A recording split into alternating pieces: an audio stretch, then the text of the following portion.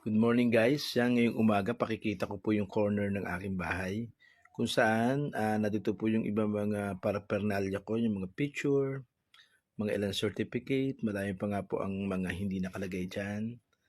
Yung mga importante lang po na inilagay ko. Tapos yung aking corner kung saan po ako nagre-record, nag-vlog, ayan. Ayan po yung aking corner po yan ng aking bahay. Ayan. Meron po ako diyang keyboard. Yan. May upuan. Yan. Diyan po ako madalas pag ako ay nagbablog o nag-live. Good morning po. Please like and share.